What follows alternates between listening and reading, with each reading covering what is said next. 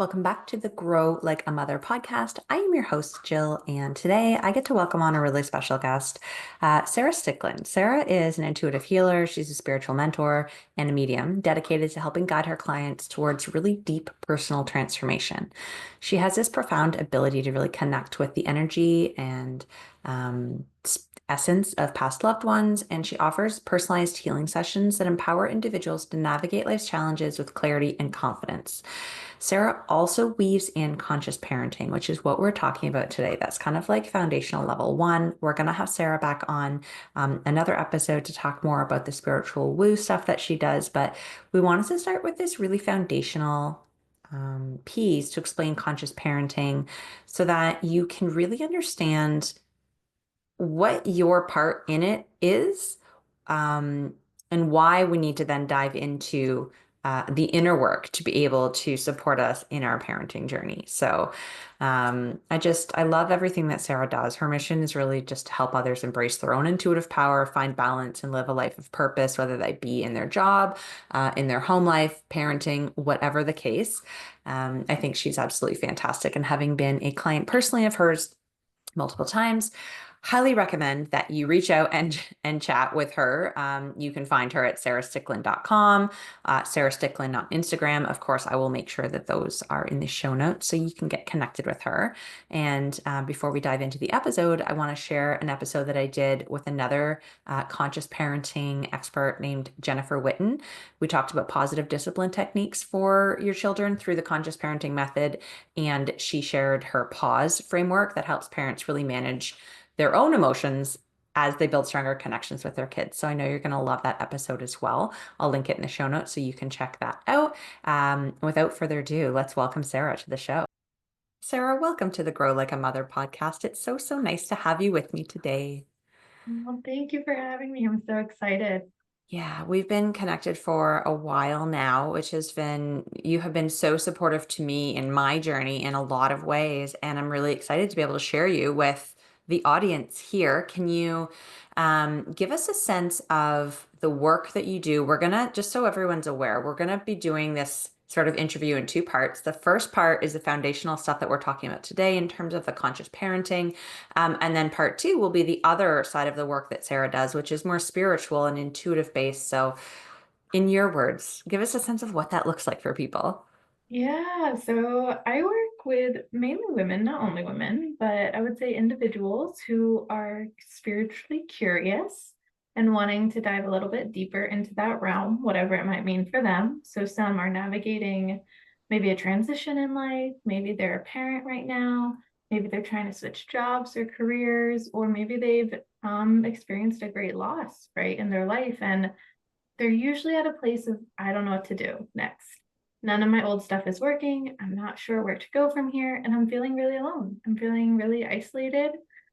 I'm not sure about the meaning of this whole thing. Right. And they start asking, I think, really big questions that are important to ask. And I come in offering some support of, hey, one, you're not alone. Like you have this unseen realm around you at all times. Right. And it's not religious for me. I'm not saying you have God beside you or you have so and so. It's, I just see these lovely beings who wish really well for people around them. And I also connect people with those who have passed away. So since a young age, I've been a lot tapped in to the other side. And as I've gotten older and I leaned into training for these things, I learned, oh, wait, this is something everyone has access to. How beautiful.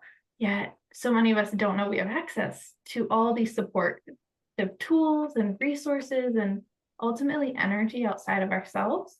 And if we tap people back into this, turns out they know what to do. They know the next right step. Like how beautiful that I don't need to know it because ultimately they know it. And like this bigger energy than ourselves knows it. So ultimately, I help walk people back to that energy that they originate from. Uh, some people call it spirit, some people call it source, some people might call it God. I don't think that name matters too much, to be honest. I think it's whatever resonates with you and whatever helps you feel connected and tuned in to this supportive, loving energy that's always been there. Yeah, and I've experienced this with you firsthand. I've done a couple different things, right? We did a deep dive sort of into my support network as part of the Holistically Held program that you do with Kelsey and Ocean, and then the Practical Magic courses as well, trying to understand and develop these tools in myself. Both have been so enlightening and supportive for me, and um, I think that there's a really big opportunity for us to talk specifically to the audience of this podcast about how we can use the information to help us parent in a way that feels really good to us. So, how does this all tie in with parenting? Yeah, so I mean, parenting, I would say my work in general, right? I would put it in the spiritual category. Um, but it's based in consciousness, or my hope is that it's always based in consciousness, right? Which is evolving our spiritual self, evolving our being to like the highest vibration possible. And, we can get a little nuance there in like highest vibration. And it's not really a good vibe, bad vibe situation. It's really like coming up and out of the ego and coming back into your true knowing, true self. So all my work does that. And conscious parenting marries with this because conscious parenting's entire premise is, hey, my child is a unique spiritual being. It's its own spirit. My child, they, she, he is it's their own being. And I'm my own being. And how can we meet each other? How can we each acknowledge each other and say, ooh, we're in this spiritual journey together? It's not meant to be hierarchical, which I feel like a lot of parenting can kind of give this message of like we're above our kids. But conscious parenting really looks at it as like, if anything, your child's the teacher. Your child's like the true wisdom in the room. And you, us as parents, like we need to let go of all our control. So it's like just the entire essence, I would say, of conscious parenting leads into the work and the premise I take or the perspective I take when working with clients. And ultimately, like the little secret of conscious parenting is that the answer to any question a parent has about their own child's behavior or whatever it might be, it always lies within the parent. It always comes back to parenting yourself. And with clients, that's also always the answer at the end of the day, right? We're all parenting ourselves before we're parenting anyone else. When you shared this description with me, my mind was blown because I have been in this like conscious parenting realm, or so I thought, for my entire motherhood. So far I'm almost 8 years in, and it's like, okay, I have been intentional, right? And for me, that's what I thought conscious parenting was, like being really intentional and conscious about the way that I am parenting. And also there's a lot of interlapping with this idea of like gentle parenting, right? It's all different stuff. And the way that you described conscious parenting as like being being more focused on how we as the parent need to do some inner exploration, so that we can show up in the way that we want to our kids. It was like, oh, yes, this brings everything together in such a beautiful package. Yeah, it does. And I think it supports, I don't know a ton about gentle parenting, but I can gather from the title alone and from those who I know who practice it that it falls under the category often of conscious parenting, right? There's some overlap. I find conscious parenting to be more foundational. It's kind of like the entire way you start looking at everything. And it's a slow peel back process because it turns the mirror back on the parent every single time. And that's a lot. But as you get more comfortable with it, as you practice it, it also becomes so liberating because you can let yourself go of all these rules and expectation and rigid society like markers for what a successful child is, what a good parent is. Like, I don't know, it really deconstructs so much. And I think people get a lot of freedom from it. hmm And the type of people who I think are attracted to this style are also the type of people who want to learn and grow and expand in all areas, whether it be their spirituality, their parenting, their career. Like we're the types who are just explorers, right? We're like, oh yes, I would like to do this a little differently, perhaps, than I was raised, than I than my past or that other people are doing or the expectations that were placed on me. And I want to do it in my own way. I think that for me, one of the things with um, spirituality and with parenting that feels so great is that I feel in control. Like I get to make the decisions. No one's telling me what to do because it's all coming from within, anyways. No, I love that. It's true. I would say there's a pretty big um like common theme within most people who study conscious parenting is they're all deeply introspective. They're all deep into the self-help world, or just, they're always trying to better themselves, which is so beautiful. And conscious parenting can also be one of these humbling things where sometimes conscious parenting is saying like, hey, you need to stop trying to be better, because better, that's also a judgment of self. That's another system. So it's so beautiful. And I would also say another theme I noticed is a lot of people who gravitate towards conscious parenting happen to be pretty sensitive individuals themselves, happen to be pretty sensitive kids one way or another, right? And so we see like, ooh, these adults who at one point were children and probably didn't get met the way they needed to get met as a sensitive soul are coming to this practice being like, oh my gosh, wait, there could have been a different way for me. And now there's ultimately a different way for my children. How beautiful that they don't need to go through life the way I was forced to go through life. Yeah. Yeah. And I can imagine the people listening to this, and some of them are like into the woo and they're feeling the flow and they're like, yes, you're speaking my language. This is great. And then there's other people who are like, yes. And Sarah has a And sciencey background too, guys. Like, tell us about the work that you've done with kids and like that piece of the educational component too, because I think it's important to marry both.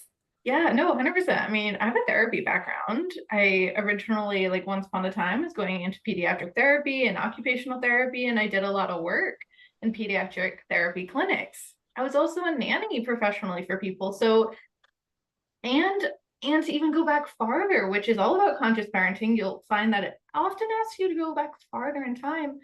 I was a really good student. I was a really good kid, right? Which we won't analyze all of that, but like I was someone who needed to know the why in order to believe it. I mean, the Sarah sitting before you now, she stepped in. She doesn't need to know a why. Like she just knows it. But leading into this, like, no, I needed people to prove something was worth my time, was worth my energy. And yeah, my background before coming into this, working in pediatric clinics, is working with kids who had either disabilities or maybe there was a behavioral concern. And I found that I was already kind of naturally doing this style of mentoring with them, or of caretaking, or, parenting in a way. And then once I started applying these principles, I was like, oh my God, I can get so much farther actually with these children. How amazing. But I can hear, and this is a resistance that I hear from a lot of people, and I totally understand. Some people hear conscious parenting and it can sound really flowy. And they can say, oh, that's cute, but like, what about when my child won't nap? What about when my child won't do their homework? Right? Like they start coming in with the problems they're facing.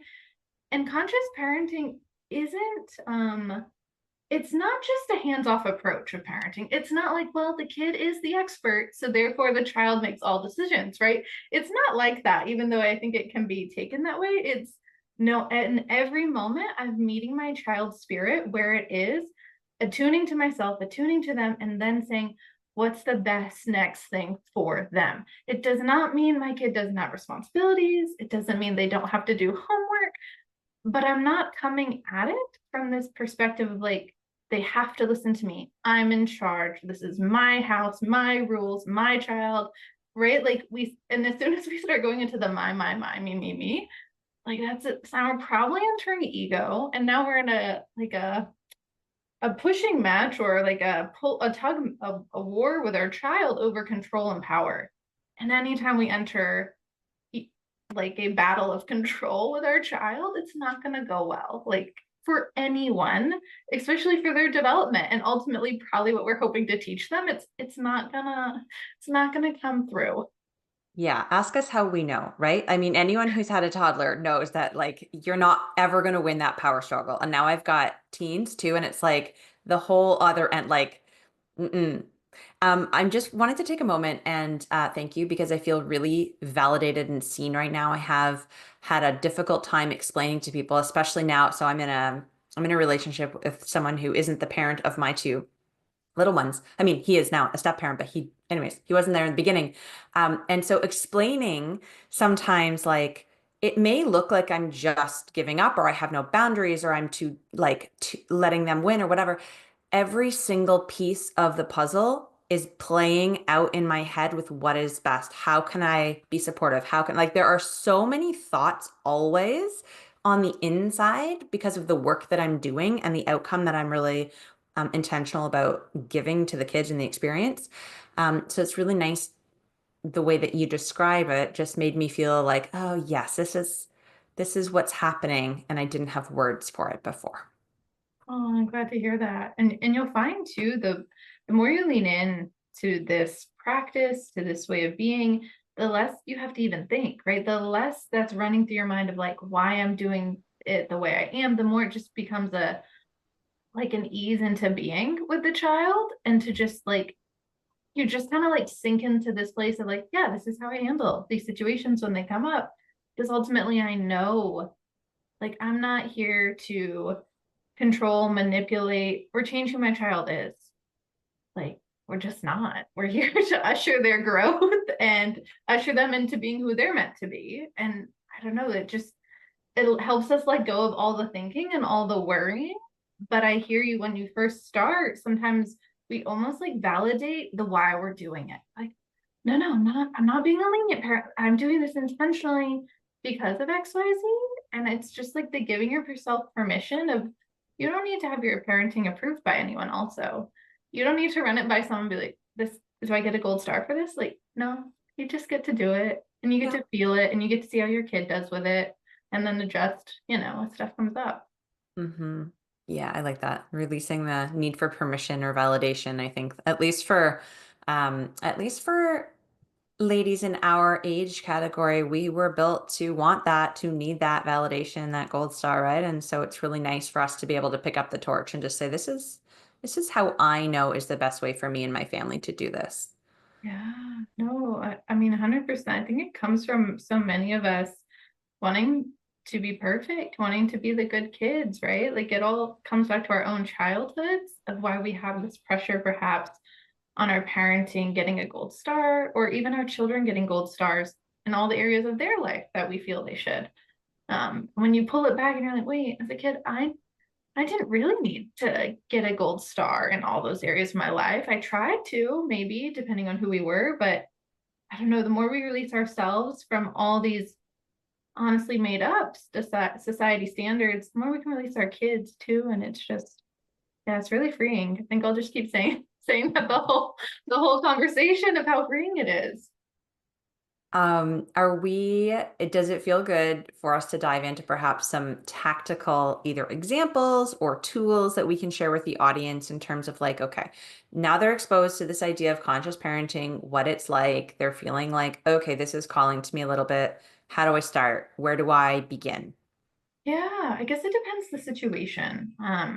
Conscious parenting can be sometimes unfavored by people because unlike some parenting, it is not a playbook. It is not a handbook of like child throws tantrum, see section C, right? It's frustrating at times in that way because there's not a rule to it. But I will say there are certain practices that you meet every situation with. And that's what I could offer people to apply. Like there's a certain way we go into situations, and that helps us know. So let's say, for example, someone's child is having a hard time, and it could be with almost anything here. We first want to start with validating our kid, right? I'll back up. We want to listen to our kid. We first want them to know we hear them. That becomes so important in conscious parenting because ultimately all kids really want is to be heard, to be seen, to be loved, to be understood. If we can give them those four things, they're going to do well in the world, right? They're going to do well. So if they're coming to us, we first really want to hear them. We want to make sure we're listening not in a way of like, oh, I'm already going to solve their problem, or I'm already going to have a consequence for what they've done wrong, right? Like we kind of need to drop our agenda, hear them, and then we want to validate their experience. We want them to know, like, we get it, we understand.